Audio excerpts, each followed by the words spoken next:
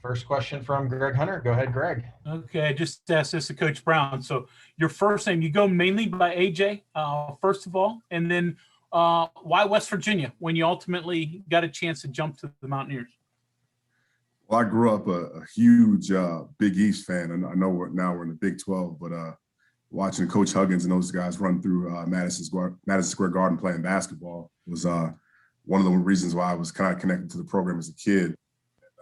Now, having worked with Blake Seiler, Old Dominion last season, and getting a chance to hear about the great things inside this program, being at Mississippi State at the same time when Coach Brown was down at Troy, kind of seeing the success of that program, as well as being on the field with these guys in 2019 when I was at James Madison. I feel like this was a place that was on the rise, on the up and up. All righty. Next question from Keenan. Go ahead, Keenan. Hey, AJ, welcome to West Virginia. Was curious, what areas do you plan to recruit? And tell me a little bit about your style as a recruiter. Where'd you cut your chops and kind of how it came up? I'll be recruiting DC South 95 corridor through Richmond, and then Central Jersey all the way to north to New York City and top northeast corner of Pennsylvania. I've kind of recruited those areas my whole career, but I'm a relationships guy.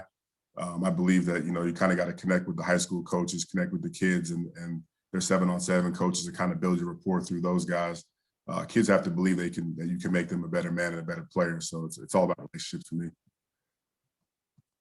All righty. Next question from Greg Hunter. Go ahead, Coach Hunter. So have you looked at your unit yet? You lost obviously a really good player, West Virginia did at nose guard, but what do you think of what's coming back? We're really deep, really talented unit. I think we top to bottom could be one of the best in the country. We continue to work hard and develop. All righty. Next question from Cody Nesper. Go ahead, Cody. Hey, Coach. I'm just wondering, obviously, Jordan Leslie has coached the D-line the last 2 years. Just how much of you and him kind of collaborated on what the plan is going to be? And then I know he had a lot of, stunts and twists and things that they used that was a little unusual. And just do you plan on maintaining that? We're going to do whatever makes us the most successful. That the plan is to move around a lot again. That'll be the plan. But we've collaborated a lot. He just, immediately through the interview process and just talking football and kind of getting on the same page. So we've been able to spend a lot of time together.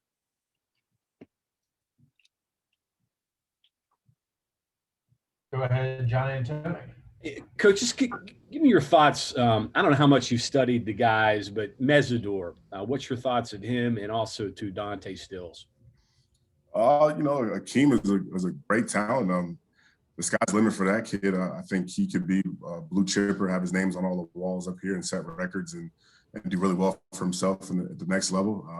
He's an extremely driven kid. It's been a pleasure to get a chance to get to know him. I think he's going to be a special kid. And your thoughts on Dante? Dante, the same.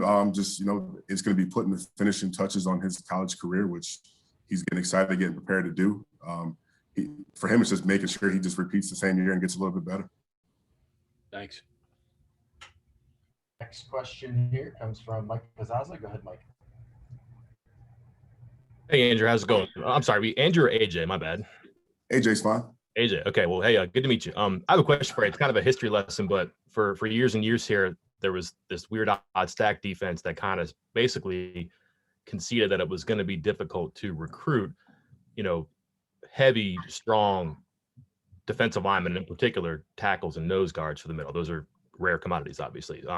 Jordan doesn't believe that at all, and I think if you look at some of the talent, that's probably changed on hand right now too. As a coach, I know geography is important, but how important is that? And then how important that your position is immediate impact, but also guys who can, at some point later, probably than sooner, grow and contribute on the defensive line. With our scheme and with the kind of guys we recruit, it's more about athleticism and it's more so being big. I also think we're a developmental program, so putting guys in positions to be successful, maybe not the biggest guy yet off the bat as a freshman or the strongest yet, but we'll just find ways to use those guys, use their talents to the best of our ability. But I mean, it's tough to get those big guys anywhere in the country, from my time in the SEC and the Big Ten to even in FCS ball. But, you know, the development is key in that position anyway. Next question from Keenan. Go ahead, Keenan. I'm not sure how much time you've had to really assess your personnel yet, but obviously Darius Stills is gone. What do you have at nose guard there, and kind of what do you think going into the spring about that position? We'll see. We'll see how it goes through spring. Kind of get a full wholesale evaluation. I want to come in and give all the guys there a clean slate, even if it's Dante or Akeem, and just kind of see what they do without me putting pressure on them or making any type of depth chart on pencil, anything like that. I'll let the guys do the talking with their pads and make decisions going into the season. All righty. Next question from Kevin Kinder. Go ahead, Kevin.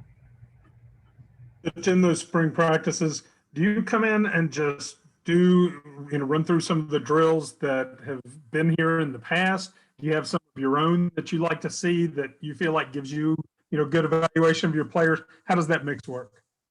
I think good coaches wind up stealing and borrowing stuff from guys. So some of the things that I believe in and that Coach Leslie believes in and fitting the scheme, it'll kind of mesh together.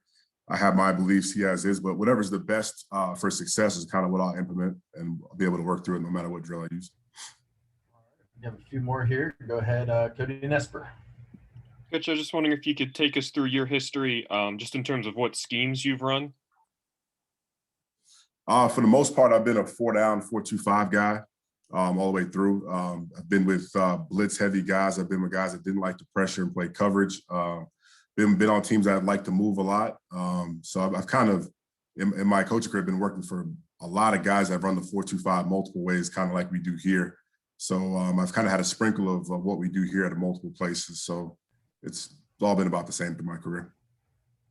All right, we'll take a question from John. Go ahead, John. Curious, I wanted to go back to the Big East and Hugs and all of that, the Big East tournament. Who was your team? What do you remember about those Hugs teams, and when was it? Let's see. So the last time was the Big East tournament, was the last one. But the overtime game, the multiple game at Georgetown and Syracuse sticks out the most. But yeah. Kevin Snoggle was like the guy that I wanted to watch, because he was that down low guy, had all the tattoos, and tattoos weren't huge then. So seeing a guy with that kind of arm sleeve and really not take any crap from anybody under the bucket. And I think kind of that team right there with Pitt Snoggle was like the last team that was allowed to be overly physical without having just more than a common foul called on him. So I think that team, his last year, I can't remember dates exactly, but was kind of like the West Virginia team that sticks out the most in my mind. Well, who was your Big East team? Who was your team you were rooting for? I was a St. John's fan through and through. I got you. Yeah, I'm a New York City guy, so St. John's was like my team. When I was growing up, they weren't very good, but that was my squad. Yeah, that's because Fran Fischel was coaching them. Thanks. Question from Keenan Cummings. Go ahead, Keenan. You mentioned Coach Seiler. What all did he tell you about this place, and any stories or things that made a job even more attractive to you? Coach Seiler basically told me that this was coaching staff-wise this was a huge family environment, a place he loved to have his wife and his kids around. I have a fiance. I'm getting married hopefully next summer, so due to this pandemic kind of stuff. But he told me, this is a great place to bring your kids, bring your family, and Coach Brown did a good job of making everybody's family feel welcome and taking care of coaching staff and things like that.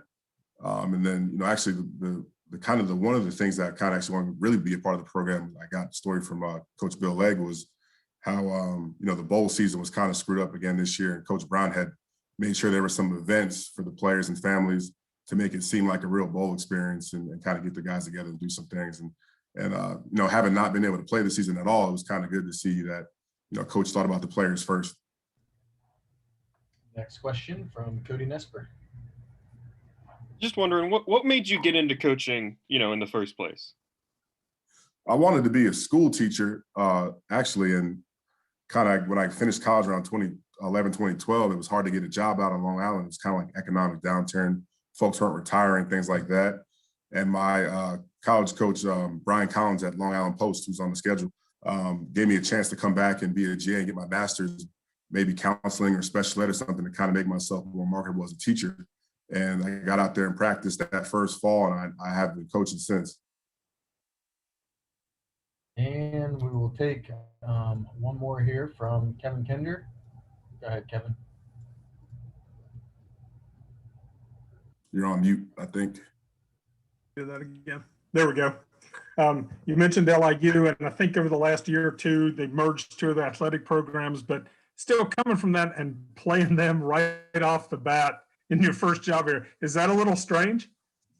Definitely strange. You know, when I played there, they were Division II, so I never thought, you know, my whole time there and even seeing the program in the future that we'd be on the field with a Big 12 team. So it's it definitely is strange to not only play against your alma mater, but to play against a school and the guys, head coach that gave you your opportunity to play college football.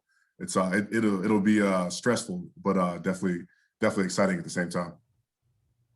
All right. Do we have any other questions? Doesn't look like it.